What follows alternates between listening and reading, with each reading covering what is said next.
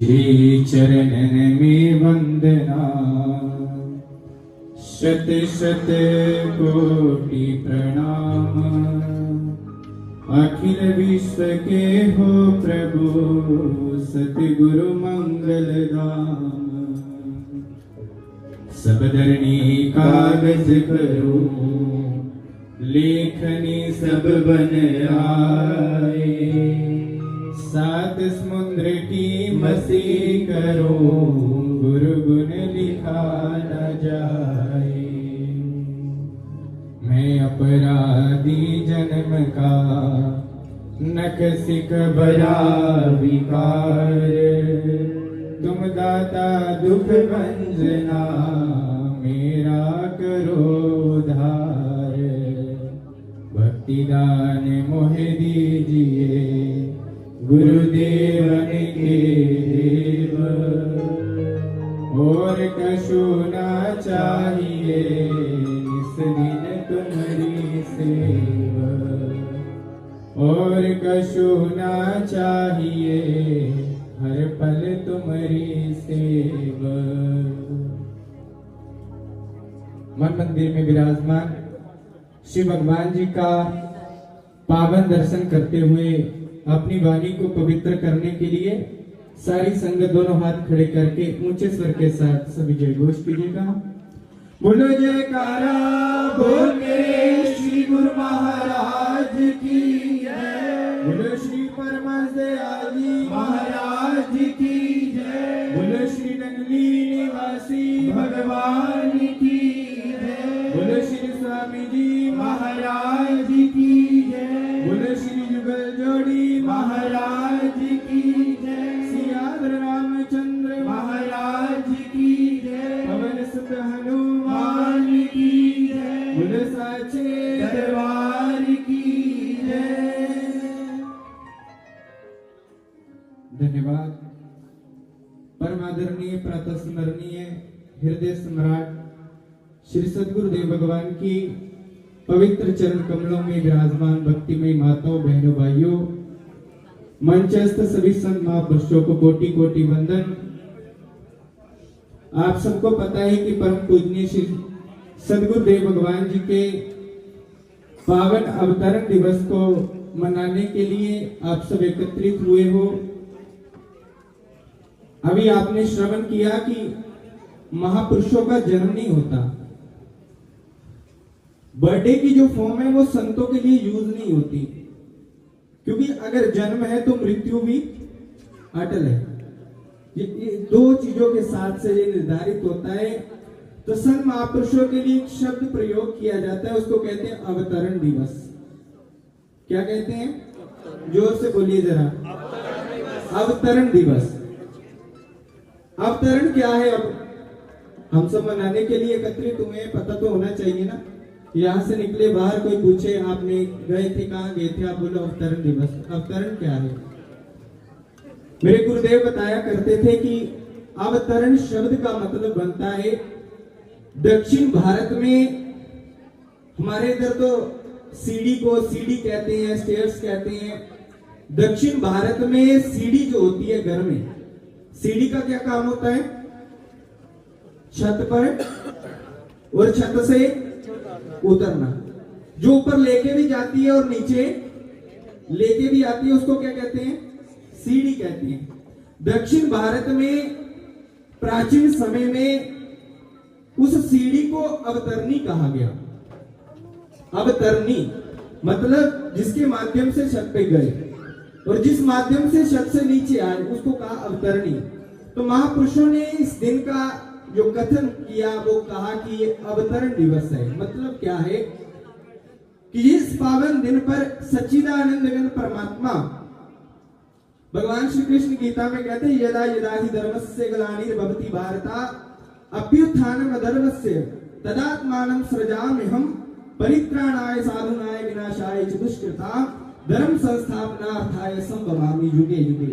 भगवान कृष्ण को अर्जुन ने पूछा कि आपका अवतरण किस लिए, कारण क्या है? तो उन्होंने कहा कि जब जब धर्म की हानि होती है, अधर्म बढ़ता है, संतों को सताया जाता है, भक्तों को सताया जाता है, तो सच्चिदानंद घन परमात्मा रह नहीं पाते। अभी महात्मा जी कह रहे थे कि सदगुरु हमसे बड़ा प्यार करते हैं। क्या करते हैं? जोर से बोलो जरा। प्यार करते हैं। सदगुरु हमसे क्या करते हैं? प्यार करते हैं।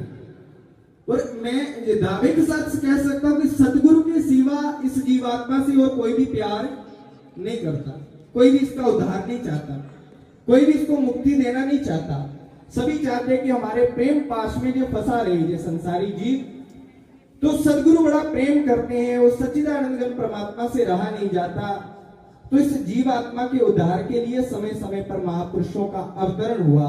इसी प्रकार हमारे महाप्रभु श्री नंगली निवासी महाराज जी का 1 फरवरी 1884 में दिन बसंत पंचमी शुक्रवार को महाप्रभु श्री नंगली निवासी जी महाराज जी का शुभ अवतरण हुआ। टेरी में ऐसा इलाका जहां बंदा ही बंदे को खा जाए।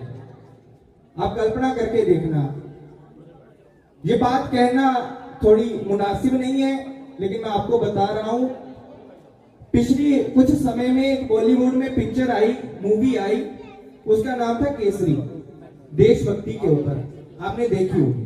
वो जो केसरी मूवी की लड़ाई जो चली, जो उनकी फाइट चली, वो जो प्रॉपर शूटिंग बताई वो उसी इलाके की है। खैबर पख्तूनख्वा इलाका, जिला कोहाट, उस इलाके में महाप्रभु श्री नंगली निवासी महाराज जी का अवतरण हुआ। और सदगुरु ने वहां अवतार लेकर जन जन का कल्याण किया। मेरी प्रार्थना है कि जिसको जहां स्थान मिले वो बैठ जाए। भगवान की। तो मैं बात कह रहा था कि महाप्रभु श्री नंगली निवासी महाराज जी का शुभ प्रादुर्भाव इस संसार में हुआ। और अवतार लेने के बाद ही कुछ समय में ही उन्होंने अपनी बाल लीलाएं जो शुरू की, अलौकिक जो दिव्य थी, और संपूर्ण जीवन अभी आप श्रवण किए कर रहे थे कि महाप्रभु श्री नंगली निवासी महाराज जी ने 13 साल तप किया, नीम के पत्ते खाए, जन जन का कल्याण किया। ये आप सब लोग जानते हो, क्योंकि संत का जीवन ही है। परमार्थ के कारण संतन धरा शरीर, वृक्षा कभी ना फल चखे और नदी ना सिंचे नीर। कहते संत का जीवन जो होता है वो परमार्थ के लिए होता है। किसके लिए होता है?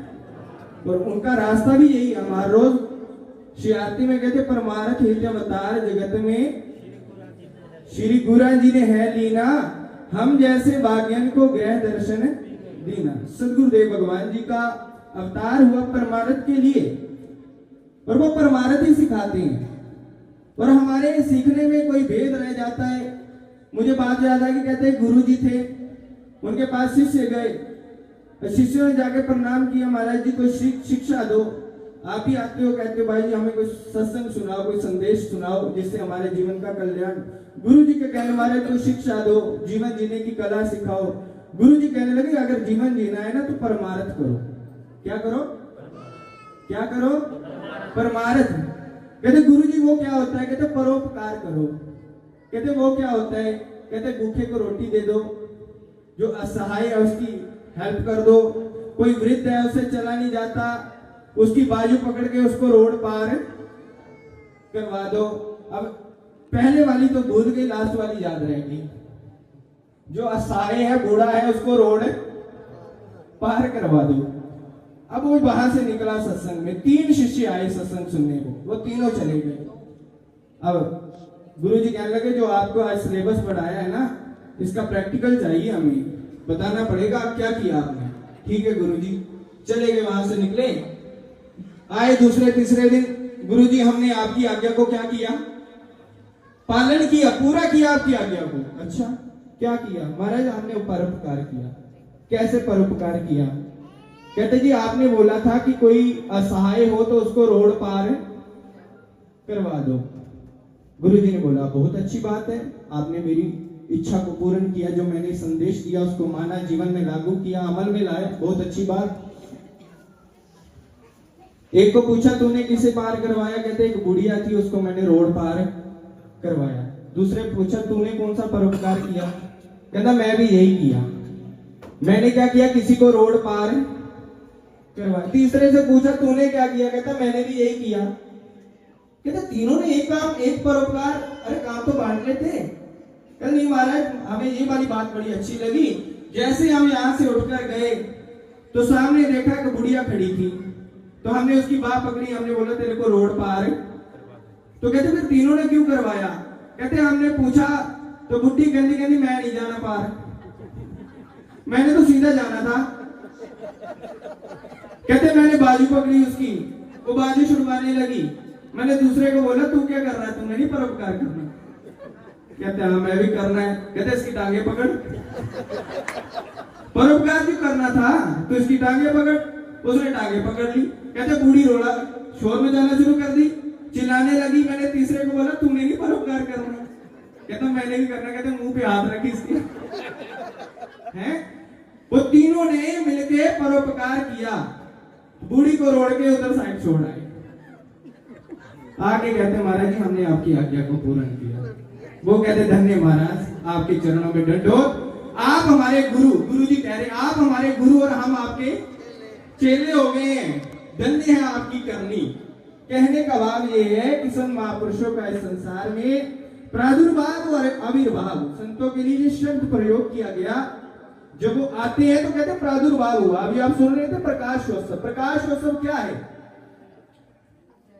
प्रकाशोत्सव क्या है? गुरबानी कहती है कि सतगुरु नानक प्रगटिया मीठी धुंध जग चानन होया। कि सदगुरु क्या है? सदगुरु कोई शरीर नहीं होता, सदगुरु शब्द है। अभी आप सुन रहे थे वो सब में है, लेकिन देखने के लिए वो दृष्टि चाहिए, और जब तक दृष्टि नहीं मिलेगी तब तक ये सृष्टि बदलने वाली नहीं है। तो दृष्टि कौन देते हैं? सदगुरु देते हैं। तो महाप्रभु श्री नंगली निवासी महाराज जी का जीवन अलौकिक था, दिव्य था। इस संसार में परम पूजनीय भाई जी अभी थोड़े दिन पहले पठानकोट गुरु महाराज की कुटिया में गए, तो वहां बड़ी सुंदर बात बोली भाई जी ने। मैं बड़े ध्यान से सुन रहा था, तो भाई जी ने बोला कि संसार में केवल 2 महापुरुषों ने मैं का शब्द का उच्चारण किया। मैं का शब्द अथवा तो मेरी शरण।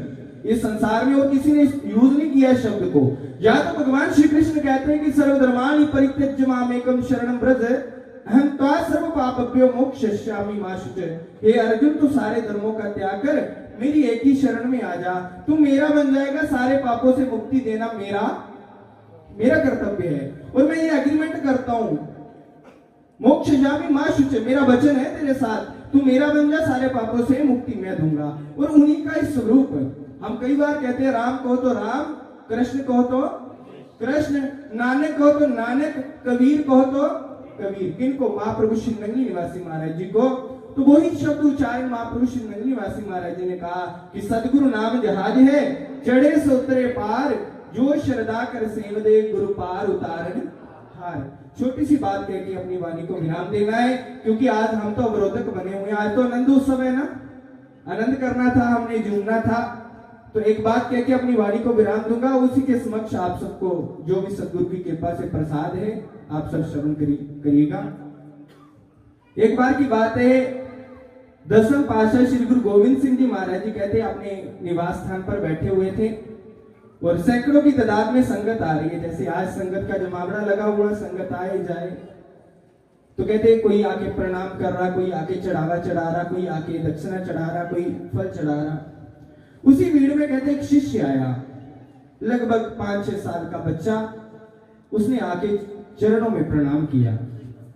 अब आप नोटिस करके देखना, संत महापुरुष जो होते हैं वो बच्चों से बड़ा स्नेह करते हैं। आपने कभी महसूस किया? संत जो होते हैं वो बच्चों से स्नेह करते क्यों है? कारण क्या है? क्योंकि वो निश्चल हैं, निष्कपट हैं। उसका मन दर्पण की तरह, गंगा मैया की तरह उनका मन जो है बिल्कुल साफ है। वो जो आएगा वो मुंह पर कह देंगे। कल एक बच्चा हमारे साथ आया, ऐसी आशंका भाषा बिच कहना महाराज मेरा नाम जोगा है। की नाम है? जोगा। गुरु महाराज जी श्री गुरु गोविंद सिंह जी महाराज जी कहने लगे तू जोगा है? तो कहते तू किदा जोगा है? तो थत्थी भाषा बिच कहना, तोतली भाषा में कह रहा है महाराज मैं तेरा जोगा है। गुरु महाराज जी से रहा नहीं गया, कहते जो तू मेरा जोगा है तो मैं। देखो ना सदगुरु को, वो तो बिक जाते हैं प्रेम के मोल, लेकिन हमें खरीदना नहीं आता। ये तो मेरा जोगा है तो मैं तेरा जोगा है। उसको हृदय से लगाया, और उसके माता पिता को कहा ये बच्चा बड़ा प्यारा है। अब माता पिता क्या कहें? गुरु जी को ना तो कर नहीं सकते, महाराज जी अगर प्यारा है तो आप रख लो। मन तो नहीं कर रहा था, किसी का नहीं करता कि घर से कोई सन्यासी हो जाए, वैसे स्टेज पर बैठे बड़े सुंदर लगते हैं सबको, अपने घर से कोई नहीं करना चाहता सन्यासी। महाराज आप रख लो, ठीक है, गुरु जी ने रख लिया। वो बच्चे ने बड़ी दरबार की सेवा करनी, सत्संग सुनना बड़े ध्यान से, आरती पूजा जो भी सब कुछ दरबार का आचरण था उसको जीवन में उतारा। समय कभी रुकता नहीं, जब बदलता रहता है। कहते समय बदला, बच्चा युवा अवस्था में आया और गली मोहल्ले के सारे लोग घर वालों को ताने मेने करने लगे, अरे नौजवान बच्चा आपका हो गया है, शादी नहीं करोगे, उसकी जीवन बीत जाएगी, सारी ऐसे गुजर जाएगी, तो क्या है, किस लिए पैदा किया था उसको। तो घर वालों से रहा नहीं गया, दरबार में आए, महाराज हमसे रहा नहीं जा रहा, एक काम करो, आप बच्चे को थोड़े दिन हमारे पास भेज दो।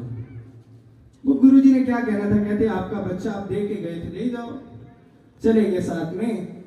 अब संसार जो है, सने सने संस्कृति थी संसार। संसार किसे कहते हैं, एक रेत की मुट्ठी हाथ में पकड़ लो, कब तक पकड़ के रखोगे, वो थोड़ा थोड़ा टाइम के साथ हाथ से निकलती जाएगी, एक समय आएगा हाथ खाली हो जाएगा। ऐसे संसार है, छने छने संस्कृति, वो धीरे धीरे निकल रहा हाथ से, ये किसी के हाथ में नहीं है।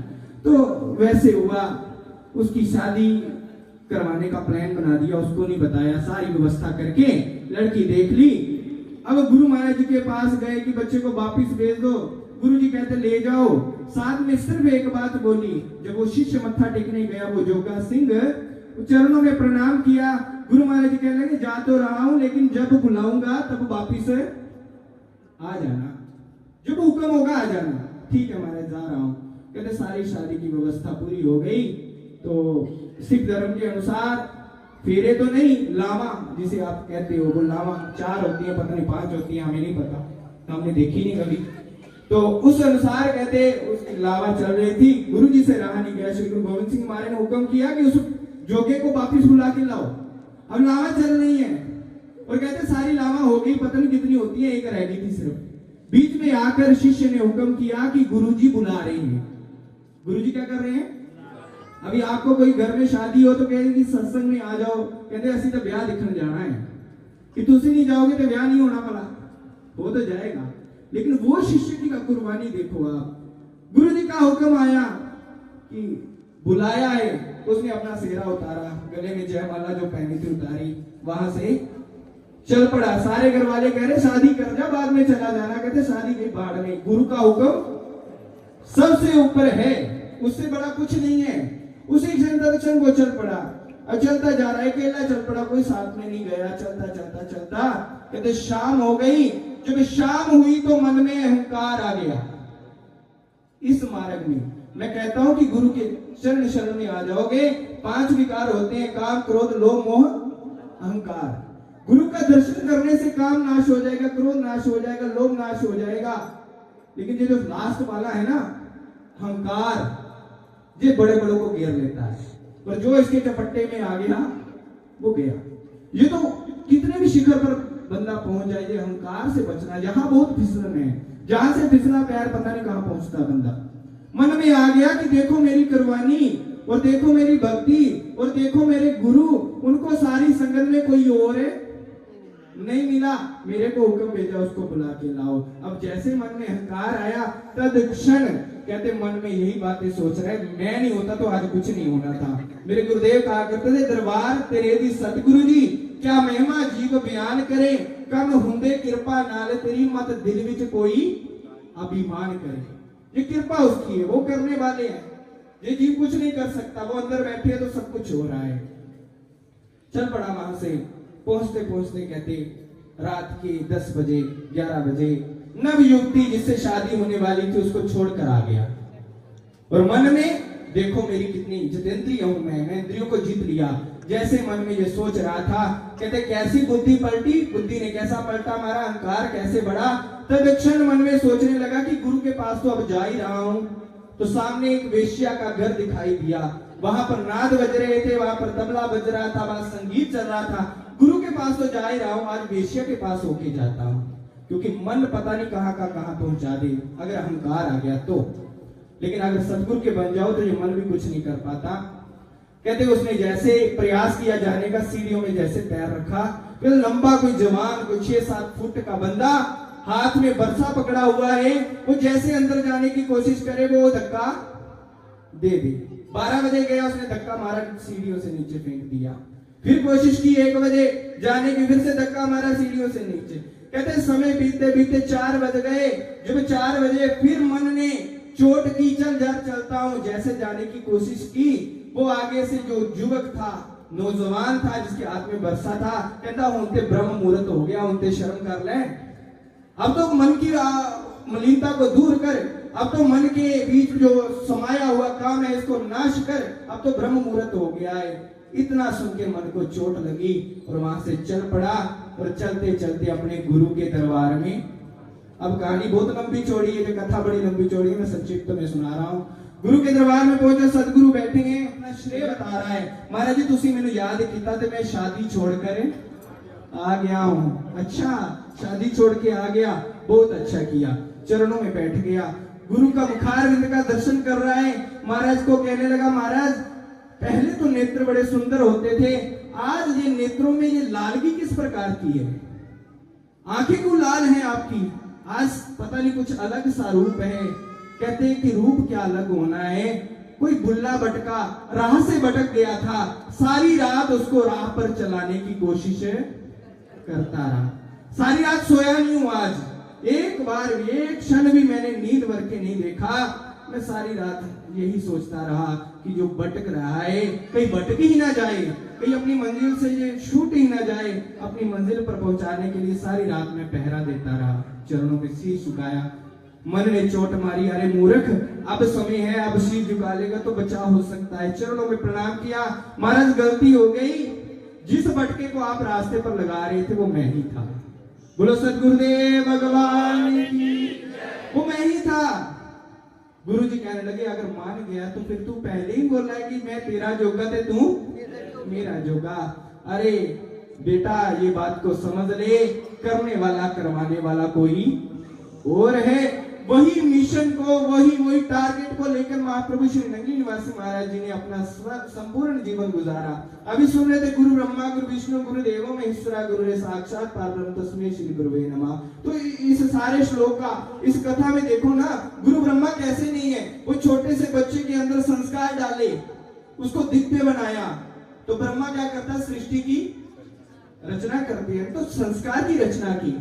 ब्रह्मा बने, फिर उसके विचारों को शुद्ध बनाए रखने के लिए और उसको ममता का पानी दिया, और काम किसका किया, विष्णु का, क्योंकि विष्णु जो होता है वो सृष्टि की क्या करते हैं, पालना करते हैं। और जब देखा कि इसका अभिमान बढ़ गया है तो गुरुदेव क्या बन गए, शंकर बन गए। शंकर का रूप लेकर उसके सारे अहंकार को नाश किया। गुरुमुख प्रेमियों, ऐसे ही ये सतगुरु का पावन दरबार है। बहुत सुंदर जी कुटिया है, बड़ी सुंदर व्यवस्था है यहाँ की। परम पूजनीय भाई जी, हमें तो माँ जैसा स्नेह मिलता है यहाँ आकर, बड़ी दिव्यता। देखो भव्यता अलग चीज है, बहुत बड़ी कुटिया हो जाना ये अलग चीज है। भव्यता कोई भी खड़ी कर सकता है, पैसा चाहिए भव्यता के लिए, लेकिन दिव्यता बनाने के लिए तपस्या करनी पड़ती है, साधना करनी पड़ती है। और यहाँ बैठ के अनुभव होता है कि यहाँ परम पूज्य श्री युगल जोड़ी महाराज जी ने अवश्य कठिन तपस्या की है। श्री स्वामी जी महाराज जी ने अपना संपूर्ण जीवन इस कुटिया में लगाया है। तो आपके लिए ये कुटिया नहीं, ये धाम है, ये तीर्थ है, जहाँ आया करो सुख में दुख में, जहाँ बैठकर सिमरन किया करो, उसी के साथ आपका कल्याण हो जाएगा। और सबसे जरूरी है सेवा। परम पूजनीय भाई जी का संपूर्ण सहयोग करना, क्योंकि सेवा करते रहोगे तो मेवा मिलता रहेगा। और मेवे की तरफ मत जाना, सेवा की तरफ जाना, जीवन का कल्याण होगा। ज्यादा न कहते इन बच्चों के साथ वाणी को विराम है। एक छोटा सा भाव गुरु महाराज जी के चरणों में रखेंगे, बड़े प्रेम से सहयोग कीजिएगा। मेरी प्रार्थना थोड़ी सी यही है कि बैठ के ताली बजा लेना, बाद में आगे बहुत समय आएगा, बहुत आप आनंद करोगे। बैठ के ताली का सहयोग करना। गुरु सदगुरुदेव भगवान की